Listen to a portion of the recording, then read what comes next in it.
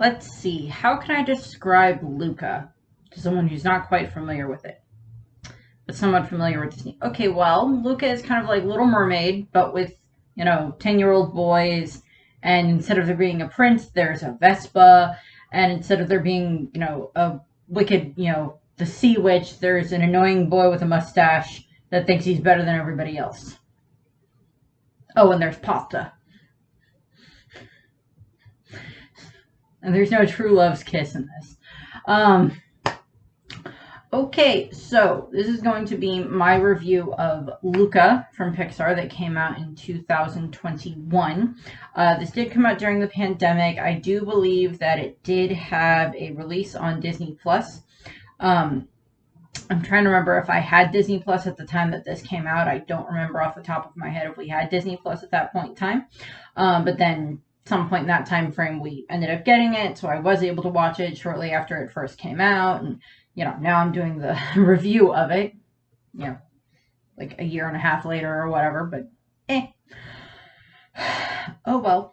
I will admit up front, Luca is not my favorite Pixar movie. Doesn't mean I don't like it, because I'm still happy to watch any of the Pixar movies, even if it's not my favorite Pixar movie. It's like I'm still gonna sit and watch it if it's, if it's one of the things that someone picks to watch. I'll still sit and watch it because I love the artwork that Pixar does. I love how they show like the different transformation sequences in this one. It's, rippling from scales to skin to back again, different things like that. That we see throughout the movie. Just the art design and the set design and everything in this movie are beautiful. Luca starts off as, we meet these two fishermen, and then we get kind of the idea that, oh, this is, I think it's supposed to be like the 1950s range in Italy. It's during the summer. We see these fishermen. They're talking about that there's, legends of sea monsters and sea creatures and beasts and stuff like that live in the waters around this town. And Portocosto, I believe, is the name of the town. I apologize if that's not correct. I will probably I will probably see it written in this thing a little bit later in my notes. But we're introduced to two fishermen. They drop their stuff into the water after they see what appears to be a sea monster, and then they leave. And then we cut to this little boy named Luca. Luca Paguro. There's full of Italian names in this. I am most likely going to mispronounce them. I apologize. I apologize for that. Other quick note. When I first saw the previews for this movie, I did not realize that it was supposed to be that it was like these were like, the sea creatures coming up, the sea people coming up to the surface and then like turning into humans. Or like appearing to be human. I didn't realize that that's what that was. From the different things that I saw in like the trailers, it looked like it was like boys that somehow find out that if they go into the water, they turn into fish people, and then they have to hide that they figured that out. And I'm like, okay. And then like I got the explanation from my nieces, like, because they saw it before I did, and I'm like, okay, well that makes a little more sense, because I'd only seen, I think, like 2 trailers for Luca at that point in time. Before I saw it, and like I just hadn't caught that in it. But okay, no, that makes more sense. No, they're fish people that turn into, look like humans. That makes more sense. We're introduced to Luca, who's this little boy. I think he's supposed to be about 10 or so. And he's this little sea monster, and he's supposed to keep track of his family's goatfish. And, he's very much a mama's boy, which is not a bad thing. He loves his mother. He loves his father. He loves his grandmother. We're introduced to his mother, Daniela. We're introduced to his father, Lorenzo, and his grandmother. His mother is very much, keeps a very close eye on him, is very much wanting to make sure that he is safe, which is perfectly understandable for any parent wanting to make sure that their child is safe. Like, oh my God, you're 2 minutes late. What happens? I saw a boat. Oh my God, did you hide? Yes. Okay then. Complaining about how things were somewhat different when she was a kid.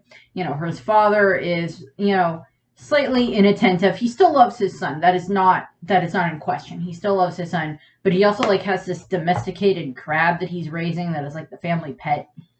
And then the grandmother is much more into openly discussing humans, and that she's been to the surface, she's been to the town and stuff like that, and is actually supportive of Luca being interested in that. Throughout the course of like the next day, we see Luca go, and as he's taking care of his goat fish, which we see Luca interact with him, and it's really funny. He makes, and he like goes off and he's like sees all these different like human things. There's like an alarm clock, and there's like playing cards and some other stuff that he keeps finding. And then he ends up meeting this boy, Alberto Scorfano, who is, he's another sea monster. And he explains to Luca that he collects human stuff, and he actually lives on land. And, we see, Alberto go from his fish form into his human form. And then we see Alberto, like, pull Luca out of the water and, make Luca, like, he turns into his human form. And it's the first time that he's done that. And then Luca, I don't remember if this is when it happens, but it's like he kind of gives Luca kind of a little bit of a rundown on, like, how to walk, which is just funny. But Luca just runs back into the water as quickly as he can and like heads back. And like he's just very, like, from that moment on, he's very interested in the surface and seeing this boy again. And after that, he makes like this fake decoy thing that he puts by the fish to keep them in rank, I guess. I'm like, well, it's a rock with a stick, but okay, I don't know exactly how it's going to do well for keeping your fish in line, but it'll definitely keep your mother away for a day or two while she sees that. And Luca goes back to the surface, and he ends up finding the boy again, Alberto. And this is when he gets more of a Alberto version of a tutorial on being a human. And Alberto is very eggs him on, and coming with him and everything. And Luca is just mystified by like having legs and how to stand on them and how to walk. And we get these funny walking lessons. We get, breathing lessons and stuff like that. Because of course now he's not breathing through his gills like he would as a fish person. He, as a sea monster, he's, having to use his actual lungs and continually breathe. And during this time frame, Alberto takes Luca to his hideout, which is just abandoned. I'm assuming it was like at one point like a lighthouse at some point, but like it's been abandoned on this isolated island that nobody really goes to, partially because of sea monster sightings, partially just because there's no reason to go there.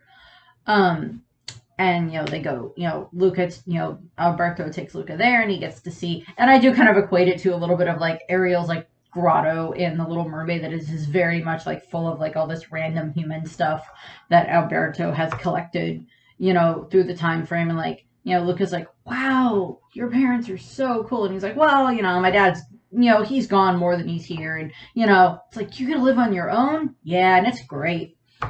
And, so we see all of that. We see them kind of bonding. We see Luca see this picture of a Vespa, and, Alberto explains to him, what a Vespa, shows him, they talk about Vespas and how they're just like, they seem so cool. And during that time frame, they decide to build a Vespa. And Luca keeps saying, okay, I really need to go home. 1 hour later. Okay, no, I really need to go home. Several hours later, as they're like building it more and more. And, using a bunch of the junk and stuff like that like Alberto has in his, that he's collected and everything. And, we see the bond, and then like, they try the Vespa and it doesn't go very well. And this takes course over like a couple of days that like Luca keeps going back and forth, and his mother eventually figures out that, oh, that's not Luca, that's this, rock thing. And then she goes and she, gets his father, and like they find some of the human things that Luca has grabbed. And then, like, at one point, during this time frame, Luca keeps getting more and more comfortable being, up on land and being around Alberto. And Alberto, of course, does this whole thing where, at one point, they're going to try to test the Vespa. And they're going to, drive down, ride down part of this cliff and then, like, ride off onto the ocean, which I'm like, oh, yeah, that seems safe. And we see Alberto, and he is very much, he starts going off into the whole thing of, this is where we get the Silencio Bruno. And the thing that happens, the the thing that I take slight umbrage with this, not that sometimes not listening to your like conscious or something like that, or like voices that tell you not to do things. There's difference between a voice telling you not to ride this scooter down this hill because it's dangerous, it's a badly put together scooter, and yes, okay, if they fall into the water, it's not like they're going to drown, but still, you hit the wrong rock and you're dead, or at least have a broken arm or ribs or something. And Alberto has no self-preservation. Alberto and self-preservation are not even in the same room with each other inside of Alberto's head, um, for the most part, which we find out reasons why that is later, but that's like, that's the way that he seems, like he doesn't have this self-preservation, and Luca does, and Luca at least tries to, make him not be so dangerous and everything. But they keep use the Silencio Bruno to like shut up the voice in their head, so they do start having they keep testing the Vespa and it keeps crashing and falling apart, and all these other various things happen. And like they talk about getting a real Vespa and what they would do with that, and like how much fun that would be to just have this Vespa that they can ride off into the sunset and ride it wherever they want to go and everything, which admittedly, okay, yes, and they're like 10 11 12-year-old whatever boys. So yeah, I perfectly understand them wanting to have freedom and not have to listen to their parents all the time and everything.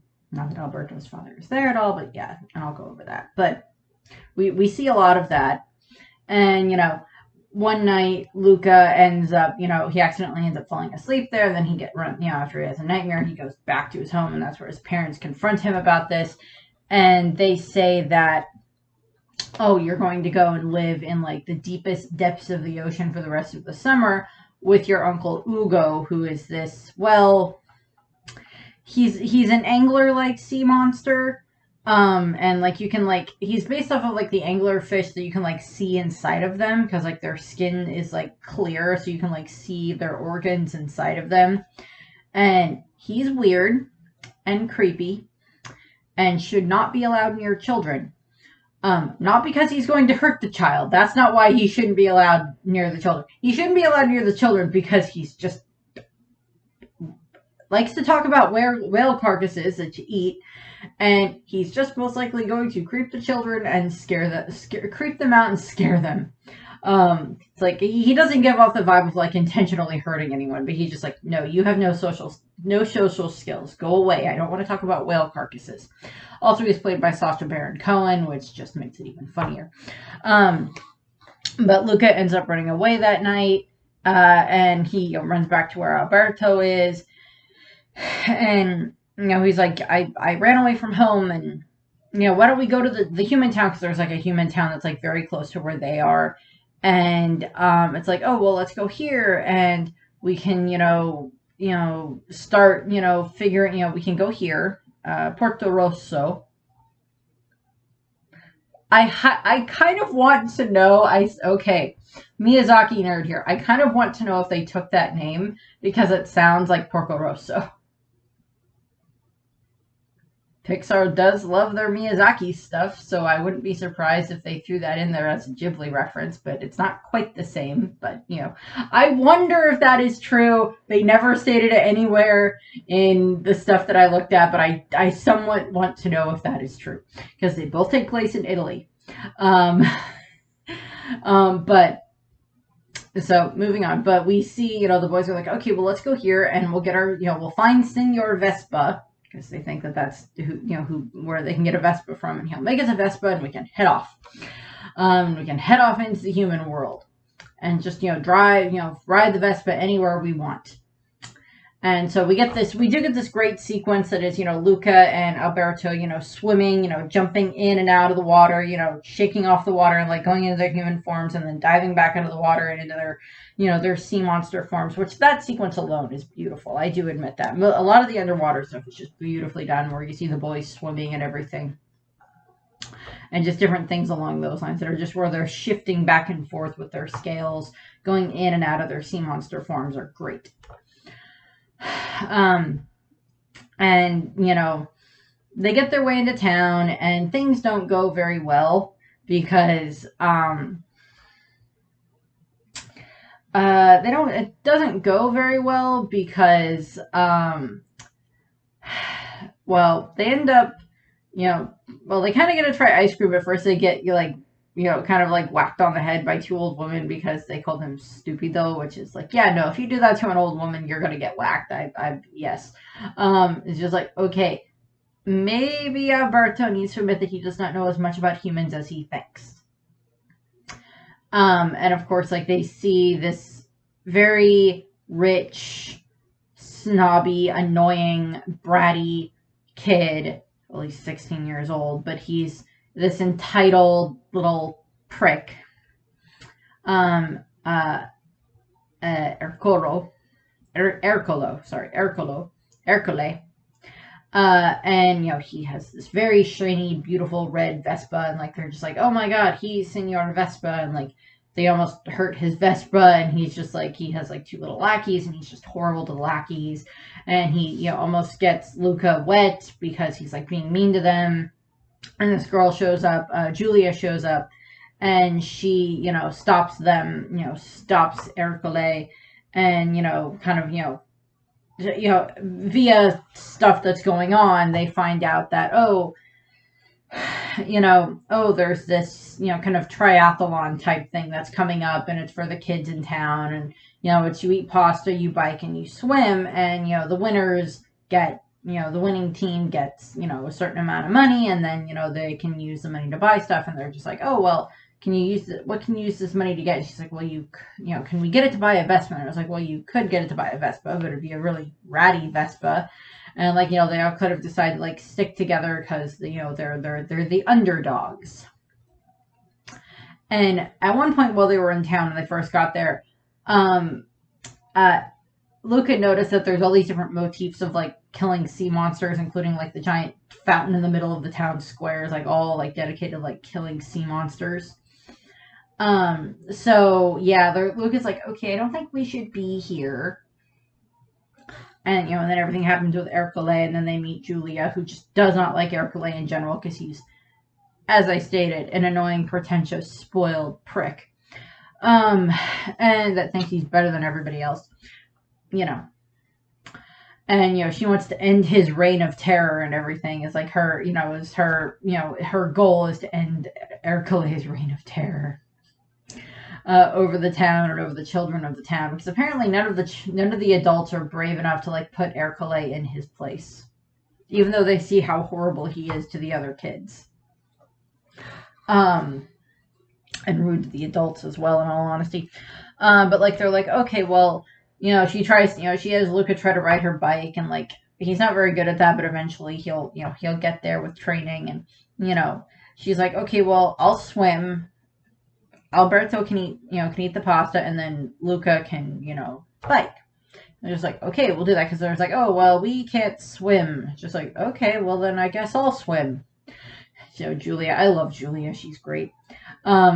Julia is kind of very similar to my nieces in the fact that it's like, okay, little too much oversharing. Back it up a bit. Bit too much, back up. At times. Love them to death. But yeah, they're very similar to that. I am somewhere between like Luca and Julia, somewhere in that range of like, I'm very on the Luca side of being cautious, but I'm also like, okay, because Julia loves knowledge, and then Alberto thinks that he knows everything already, and he doesn't want to admit that he doesn't know everything.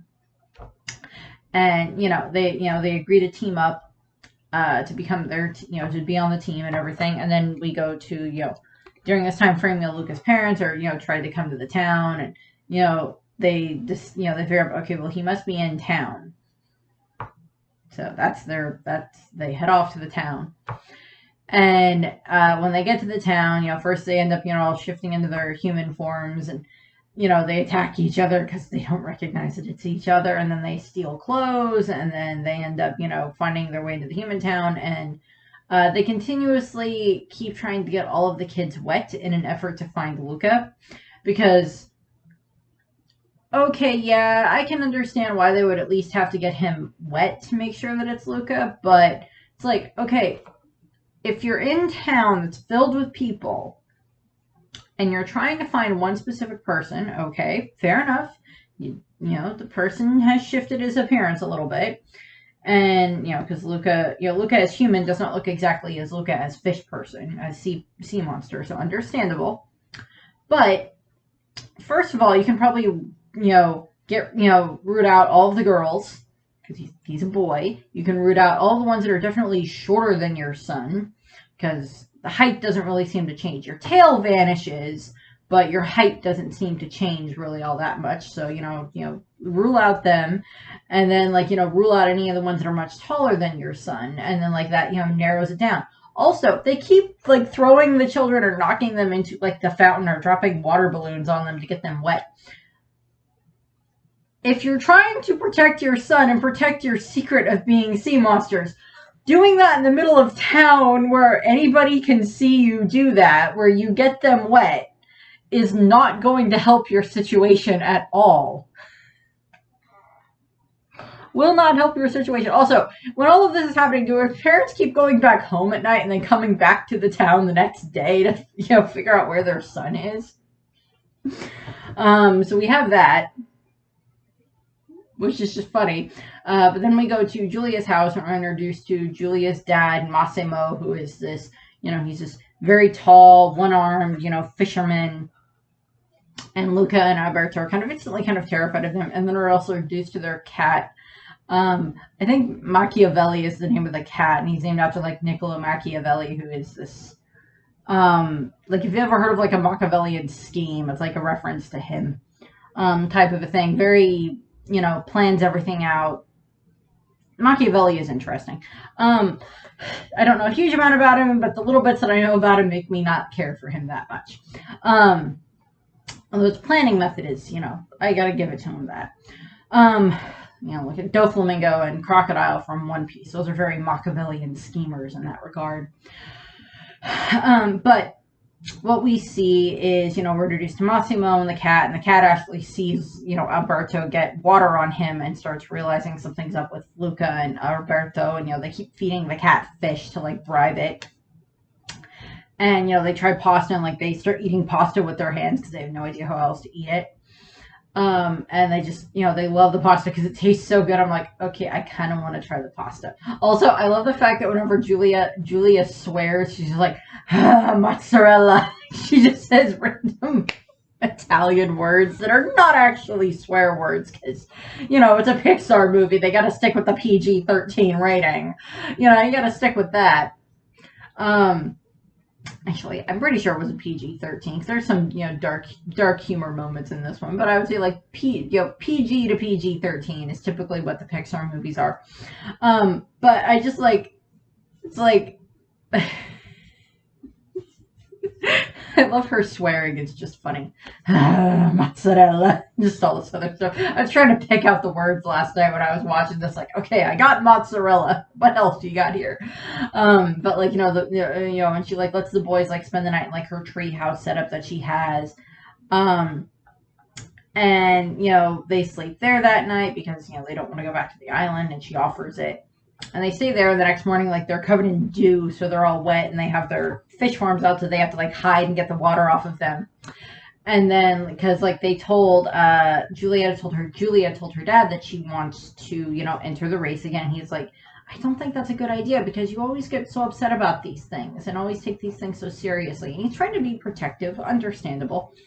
And she's like, but I have them. I'm not alone this year. I've got them to help me. And she's like, okay, fine. They help with fishing. You guys can get the money for the entry fee. You can race. And they're like, okay. And Luca and Alberto go out with him the next day onto the boat. And they see that Massimo has no problem with that, with only having one arm. They ask him at one point what happened. He's like, a sea monster ate it. And they're like, oh. And he's like, no, nothing like that happened. I was born like this. Which is true. There's many people that are born with only one arm or one leg or something along those lines. Or a lady that I used to work with, her son had only been born with a certain number of fingers, so he didn't have all of his fingers. And he was my age or older. But he'd had surgery when he was a kid to get him more mobility and stuff like that. And I've been around people that have, amputated arms or legs or whatever for various reasons. Or were just, born that way. mental, physical capabilities, not a bad thing. And so we see that with Massimo, and he hasn't seemed to let it slow him down at all. He's still a fisherman. We also see that he does not like sea monsters because, he does not like this, there's a theory that, like, it's because Julia was, like, scared of a sea monster when she was a kid, and that's why he doesn't like them.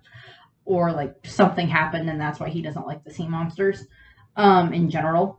But what we see happen is, Luca and Alberto, like, they have to keep hiding from the cat, or, like, keep bribing the cat with fish so it won't attack them. And, like, they're like, oh, well, if we go over to that area, there'll be more fish. And they're like, okay, and they go there, they get tons of fish, and they're like, they sell the fish, and they can get the money for the entry fee, and they do the entry fee. And, they have to deal with Ercole and his, peons, who are just, I kind of feel bad for them because he has them, like, slap each other whenever they do something wrong, and he's very, obnoxious, as I said, and, taunts Luca and, Julia and Alberto and everything. And, but they get entered and everything.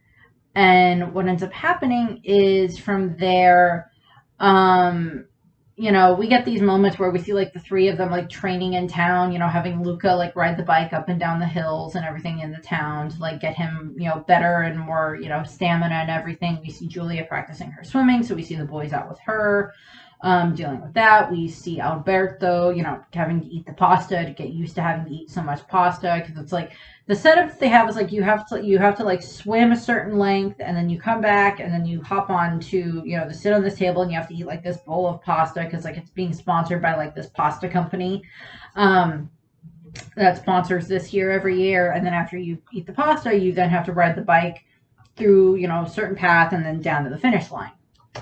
Which I'm like, okay, well, that doesn't seem so bad, but, like, it's like, okay, first you swim, that's fine. Because a regular triathlon is, a typical triathlon is, swimming, biking, and then racing and running, somewhere in that range. Typically those three things, one way or the other. It's like you usually run the first part, then you swim, and then then you bike. Sometimes there's something else thrown in there, but that's a typical triathlon. This is swim, pasta, bike. Okay.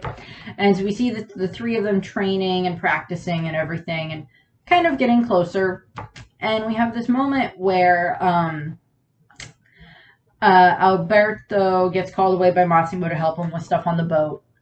And during this time frame, like, Luca's parents keep running around town, getting, trying to, get the kid, get each kid wet to figure out if it's their child. Again, exposing your child, getting them wet in the middle of town with, like, there's so many other people around, it's just going to make things worse, in my opinion. And Luca, like, sees his parents, and he figures out that it's them, and he's like, oh, that's not good, and, like, he tells Alberto that it's like, oh, I think I saw my parents. And he's just like, no, you didn't see your parents. They're not here. And, Alberto goes off to help Massimo with something on the boat. And then Julia, and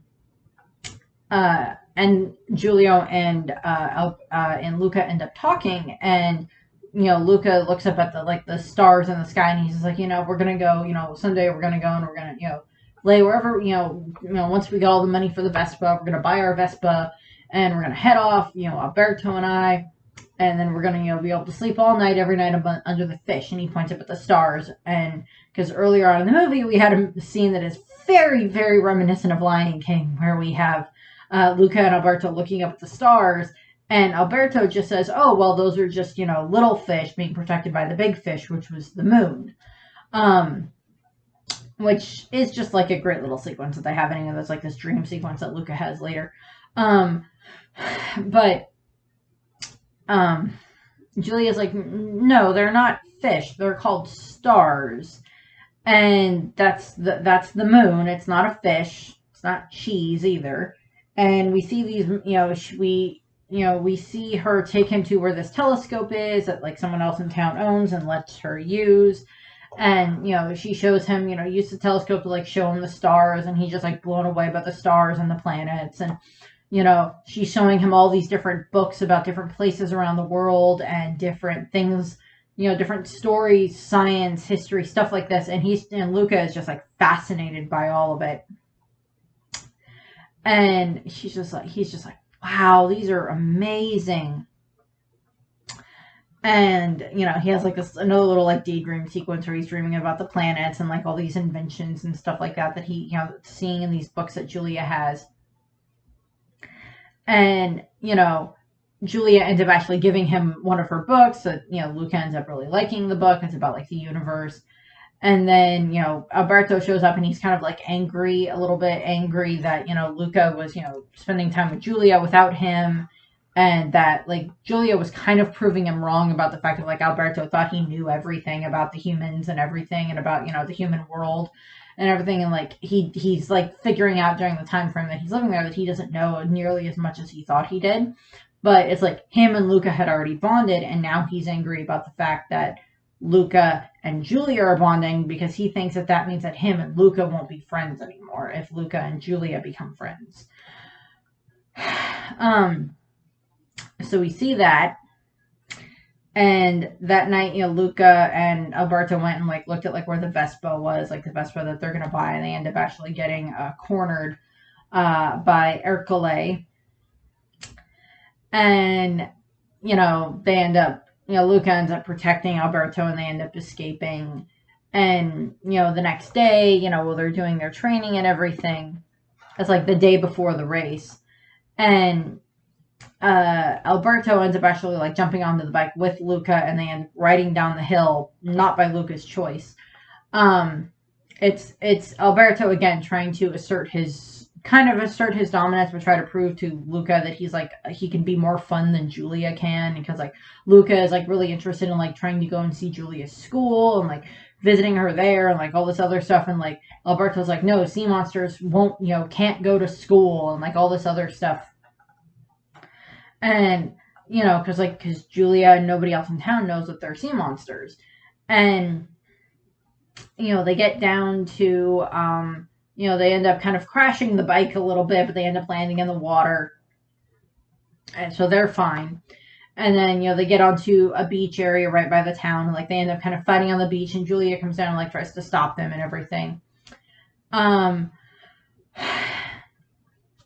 tries to stop them from fighting and everything. And Luke, they're in their human forms at this point in time, and what happens is Alberto, in an attempt to, he's trying to prove, I guess, from what I'm getting from it, he's trying to prove to Luca that the second Julia finds out that they're sea monsters, she's not going to want anything to do with them. She's not going to be interested in them, is going to like tell everyone that they're sea monsters, all this stuff, that she's just going to like betray them. And so Luke, so Alberto jumps into the water, and in all honesty, from Julia's point of view, and she's she's supposed to be like 10 years old, 11-year-old, same age as the boys, and we see Alberto like emerging from the water, with his scales appearing, and the tail, and he's got claws now, and it's like at sunset, so we have like the sun reflecting into the background as it sets, bathing everything in like these purples and oranges and everything. And I don't blame Julia for being scared at what happens, scared as Alberto appears. And Luca kind of throws Alberto under the bus, admittedly. It kind of throws Alberto under the bus, and like Alberto like swims off, and Luca and Julia head back. He's like, oh my god, a sea monster, Julia, get away. And they head back to their house, and like they say that they tell Massimo that Alberto left, and Massimo goes out to look for Alberto. And Julia throws water at Luca and figures out, she's like, you're one of them too, and he's like, yeah. And she's like, this is not good, and it's like, she's kind of mad at the two boys for like kind of lying to her and not telling her that they were, the sea monsters and everything. But I think she also understands that it's just like, you guys doing that, while it was very dangerous, And it's still dangerous because everybody in this town wants to try to get the sea monsters, and like Ercole has like been trying to hunt sea monsters too, as inept as he is at it. You know, and it's just like if you're revealed to be sea monsters, then everyone in the town is going to want to try to hurt you. And you know, Luca and her have this kind of argument, and like he's like, well, then I'll just do the triathlon on my own. And it's like they kind of both resolve to do the triathlon on their own a little bit. And Luca heads off to go find Alberto, and he goes back to the island that Alberto's, you know, tower is on. And he gets there and he sees that Alberto has like thrown all of his human stuff onto the ground and, you know, smashed it all. And, you know, he gets up and he looks in the tower and he sees all these, you know, hash marks on the wall that were obviously counting days. And he's, you know, this picture that Alberto had drawn of them with the Vespa is like ripped up and everything.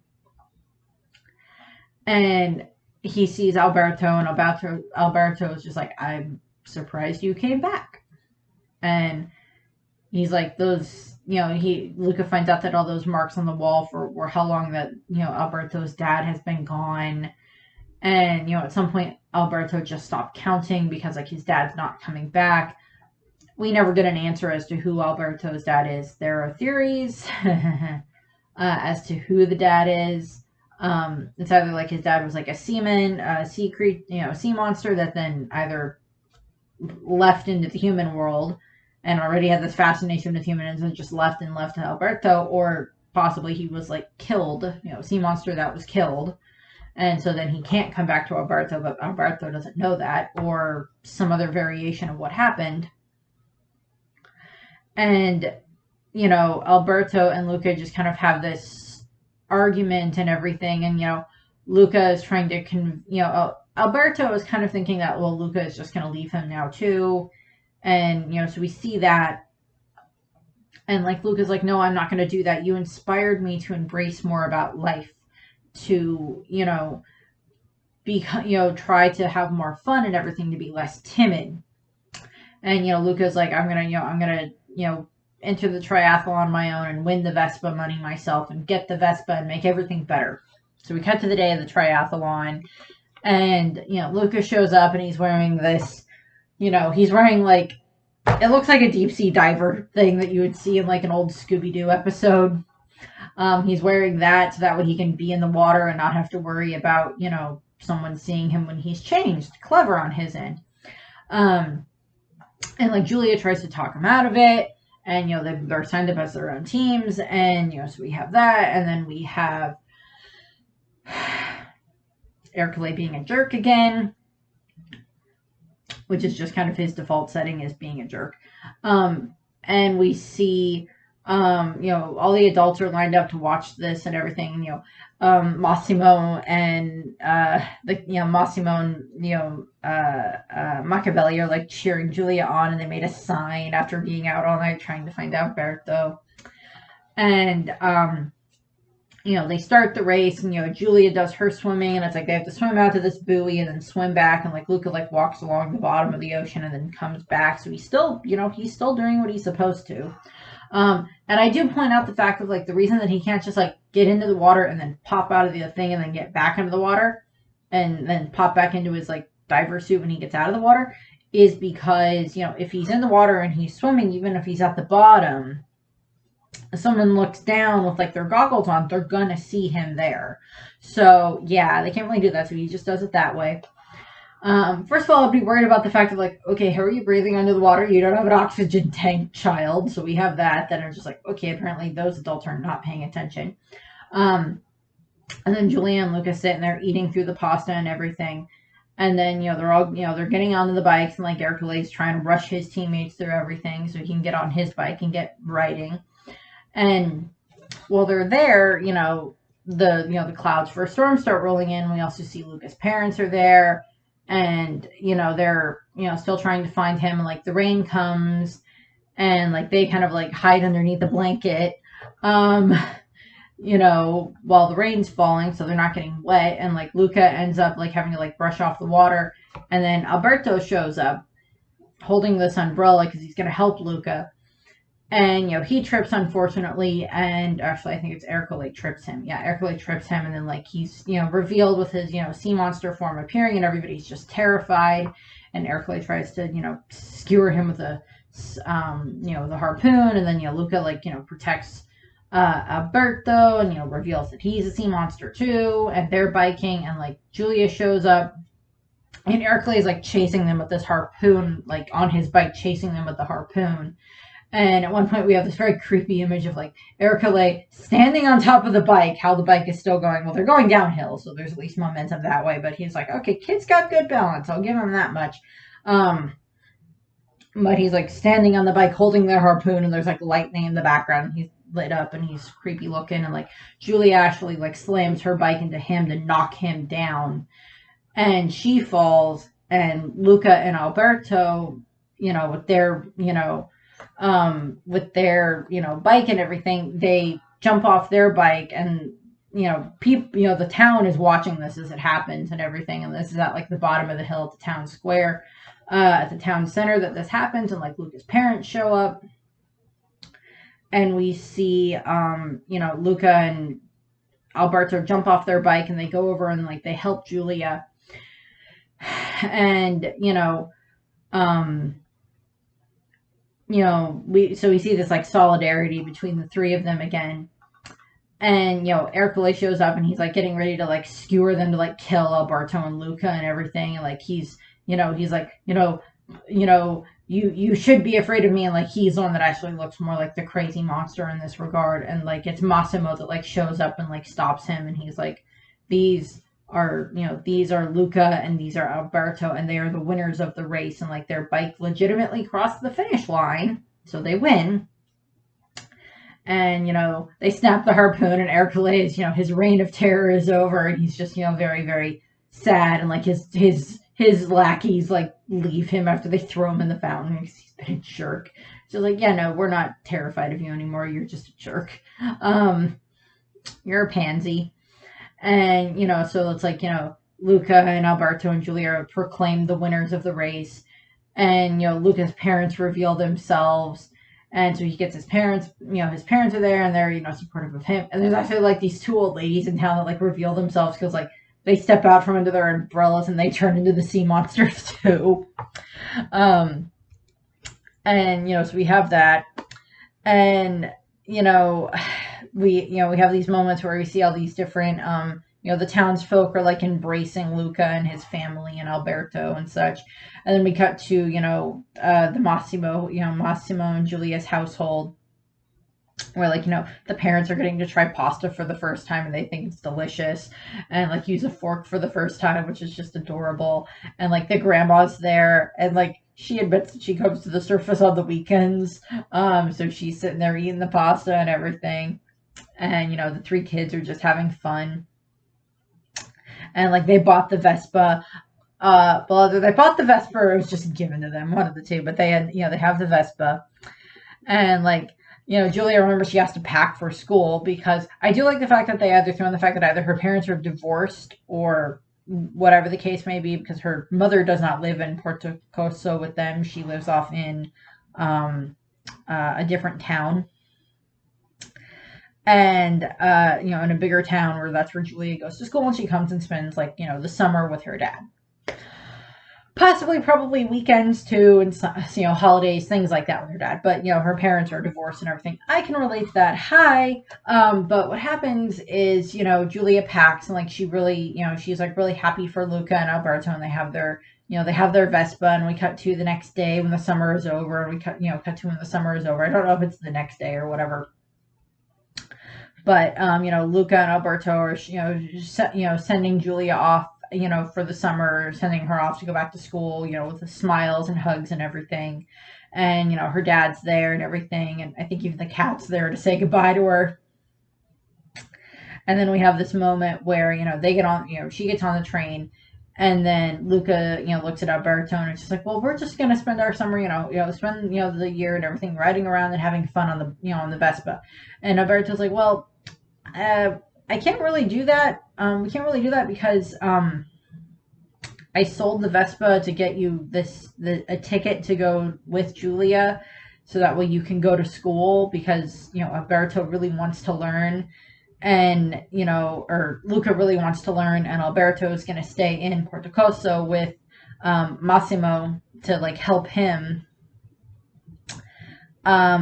And Luca's parents show up and they're okay with it, and like his parents and grandmother, give him goodbye hugs and everything, and wish him luck and send him on his way, and you can go as long as you write every single day, like all this other stuff. And Luca is like very happy, and he gets to say goodbye to Alberto, and he's thanks Massimo and his parents and everything, and he gets on the train and he rides off with Julia and everything, with like him and Alberto turning into their sea monster forms because it's raining and they get wet. And then that's where the movie ends, is them riding off on the train and everything. And like during the credits, we get all these like little different things that we see. We see like Luca meeting Julia's mother. We and accepts him and everything, and we see them with at Luca's school, and showing off to the class, and they kind of find out that he's okay, that he's a sea monster, but that's okay. We see Alberto and Massimo, with Massimo being Alberto's new father figure, becoming friends with the town. We see Luca's mother and grandmother and father, and accepted by with Massimo and into the town and everything. So we see that, and we see all these different antics that they're getting up to and everything. We see like Luca and Julia using a phone to like call call Massimo's house and like talk to Alberto and Luca's family and everything. So we get to see all that stuff. And like the people in Portocoso are just being like very supportive and being welcoming Luca's family in and everything. So we have that, and then we have there is an end credit scene. It's not all that entertaining, really. It's just it's Uncle Ugo in the deep talking to a goat fish about being in the deep, and it's just really creepy. It's just really disturbing in my opinion. And then we have the cast. I'm going to mispronounce these names, and I apologize for that now. So we have Jacob Tremblay as Luca Pogoro. We have Jack Dylan Grazier as Alberto Scalfino. We have Emma Berman as Julia Marcovaldo. Again, sorry. We have Saverino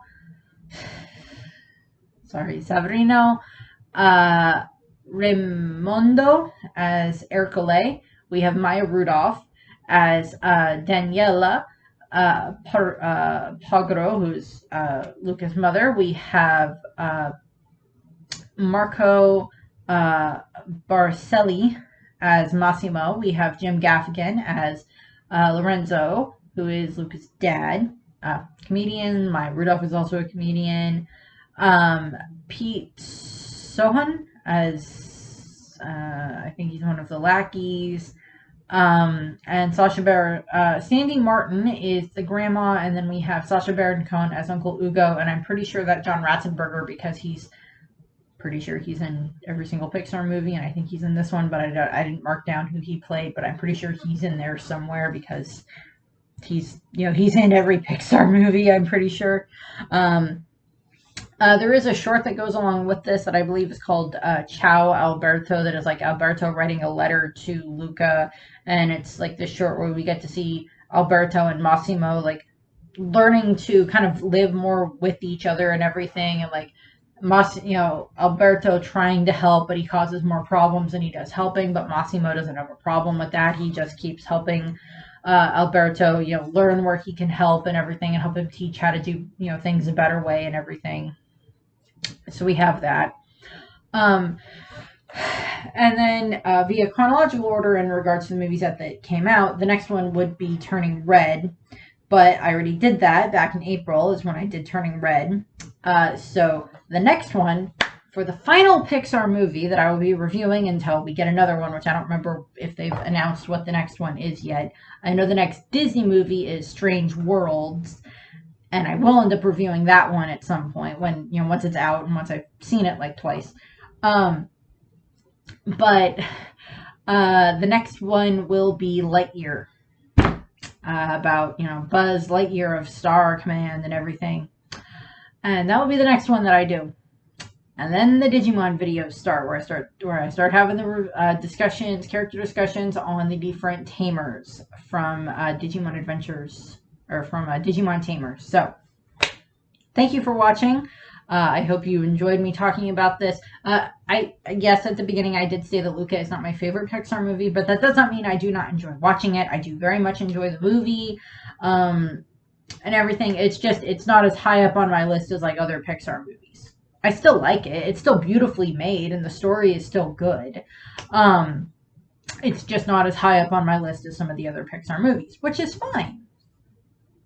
Also, Alberto just kind of reminds me of my nephew, because let's face it, if Alberto went to Hogwarts, he would be in Gryffindor. The hat would barely need to touch his head before I'd be like, nope, Gryffindor, go over there. Don't talk to the Weasley boys. That would be where Alberto would go. Julia, somewhere between Ravenclaw and Slytherin is where I would say Julia is. Because she's very ambitious, but she's also very smart. And then Luca would either be Ravenclaw or Hufflepuff would be Luca, where Luca would land. I watched Harry Potter a little while ago too, so I have that in my brain. But yeah, no, my nephew is very similar to Alberto. I love you. I do, my nephew, whenever you watch this, but you are very similar to Alberto and Luca in the fact that you don't think so much when it comes to, like, you tell Bruno to silencio way too much. I still love you though. So I thank you for watching. I hope you enjoyed this video, and I hope you have a nice rest of your day. Bye! Some people, they'll never accept him, but some will, and he seems to know how to find the good ones.